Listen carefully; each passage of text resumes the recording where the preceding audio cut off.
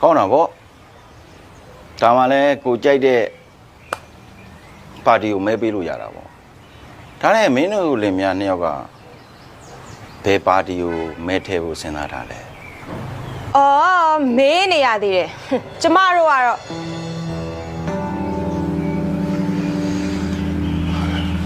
လူတကိုအကြိုက်တယ်မျိုးတော့ရှိကြမှာပဲတကယ်ရေးကြီးတာကတော့နိုင်ငံသားလွှမ်းမိုးတဲ့ပါတီကိုမဲမပေးမိဘူးပဲကိုလေးဟိုနိုင်ငံသားဆိုတာတာကောတွေကိုပြောတာလားအကုန်လုံးကိုပြောတာကွာဒါမှအချုပ်ချာအာဏာတည်တံ့ခိုင်မြဲမှာဟာအဲ့ဒီစကလုံးကိုနကြားပြစ်ကနေကြာပြီကွာမင်းတို့ဟာတစိမ့်စီနိုင်ငံသားနဲ့နိုင်ငံသားကိုအကြောင်းပြပြီးအိမ်ကျယ်လှုပ်ရှင်နေကြတာဟုတ်တယ်နိုင်ငံခေါင်းဆောင်တယောက်လှုပ်တော့မယ်ဆိုရင်အမြင်ကျယ်ဖို့လိုတယ်လူစင်မိဖို့လည်းလိုတယ်ဒါမှလည်း ICJ တရားရုံးလိုနေရာမျိုးမှာသွားပြီးတော့တန်းတူရည်တူစကားပြောနိုင်မှာသူများနဲ့လုံးလူတောက်တူမရှင်နိုင်လို့ကတော့ငါသားဖဲ့ပေးမယ်ဆိုပြီးတော့ကိုတိုင်းပြည်ပဲဖြည်းဖြည်းချင်းပဲ့ပါသွားမှာဒီခေတ်ကလေလက်နဲ့အားကိုနဲ့စစ်တိုက်ပြီးနေချက်တဲ့ခေတ်မဟုတ်တော့ဘူးစီးပွားရေးနဲ့နေချက်တဲ့နီးပညာမီဒီယာခေတ်ဖြစ်နေပြီထော်ပါပြီဒီတစ်ခါတော့ NLD ကိုလုံးဝမဲမထဲတော့ဘူးသူတို့လက်ထက်ရောက်မှစီးပွားရှာလို့မကောင်းတာတော့ဘလို့မှညင်းလို့မရတဲ့အချက်ပဲခက်ပါလားတကယ်တမ်းကျတော့လူချင်းရင်းနှီးရင်ပေးလို့ကမ်းလို့ရရင်အစင်ပြေတာကိုစီးပွားရေးကောင်းတယ်လို့ထင်နေကြတာပလင်းတူဘူးစို့တဘိုးရဲသမားတွေကနီးမှန်လမ်းမှန်သွားနေတဲ့အစိုးရပေါ်ဒီလိုမြင်ကြတာတော့စမ်းမဟုတ်လေဘာပဲဖြစ်ဖြစ်ငါတို့စီးပွားရေးသမားတွေအပေါ်မှာဒီအစိုးရတာဝန်မကျေဘူးလို့ခံစားရတယ်အစိုးရနဲ့အကောင်းဆိုတော့တွန်တွဲနေမှာပဲနော်သူတို့ရဲ့လုပ်ပိုင်ခွင့်တွေထဲမှာအကန့်အသတ်တွေရှိနေမှာတော့ဘလို့အပြည့်ကတာဝန်ကျေနိုင်တော့မှာလေNLD မှာလွဲတာလည်းရှိမယ်အစဲခံရတာလည်းရှိမယ်စကားကြော်တာလည်းရှိမယ်တာဝန်မကျေပြွန်တာလည်းရှိမယ်အရေးကြီးတာအမားရဲ့နောက်ွယ်မှာရိုးသားဖို့ပဲလိုတယ်ငါတော့ NLD ပဲမဲထည့်မယ်စိန်ကောင်းလူကောင်းမျိုးဟောက်တာကိုကြောက်နေရတဲ့ခစ်ကိုပြင်မသွားခြင်းဝင်းကြီးချုပ်မရင်အဲ့ဒီဝင်းကြီးချုပ်ကိုတရားစွဲလို့ရတဲ့ခစ်မှာပဲနေမယ်ဟုတ်တယ်ကျက်စုပြီးခစ်ကိုတော့ပြန်မရောက်ချင်တော့ဘူးညီမလေးကဝန်ထမ်းဆိုတော့ဘသူဘာပြောကိုနေစားချောင်မဲ့ပါတီကိုပဲမဲပေးရမှာပဲရှုပ်ပါတယ်ဘာမဲမှပေးမနေတော့ကိုထမင်းကိုစားပြီးအေးဆေးလေးပဲနေတော့မယ် right ငါမောင်လေးမှန်တယ်ဟာဟဲ့အောင်ငဲကောင်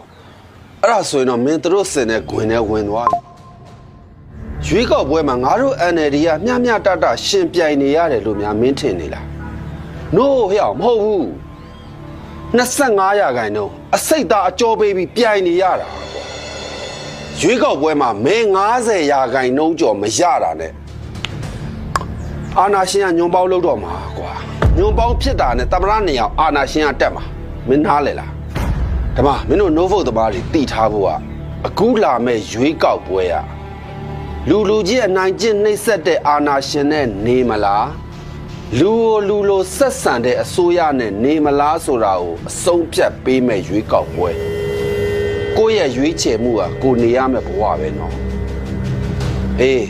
မင်းလည်း no vote ပဲလုပ်မနေနဲ့အာနာရှင်ဆိုတာတစ်ခါလိုက်25နှစ်ကြာတယ်ကွာနားလေလား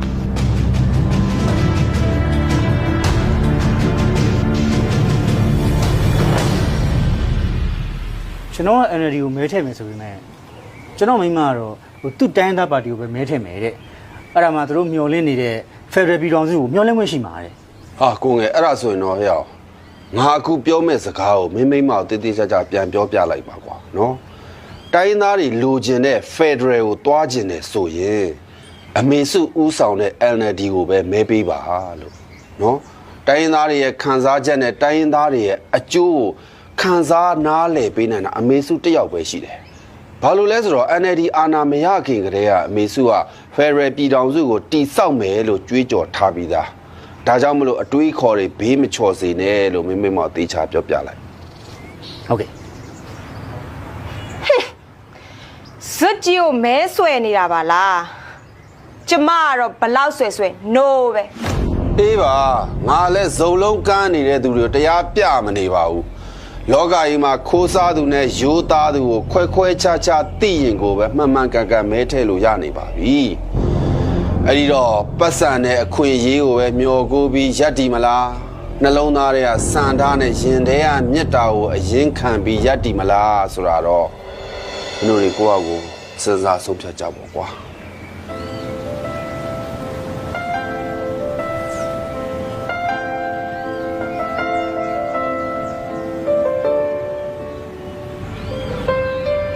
တော်ပါပြီငါနဲ့ကြည်များတော့တိုးတက်သွားမလားဆိုပြီးစောင့်ကြည့်လာတာလက်သက်မှင်စွန်းတာပဲဖတ်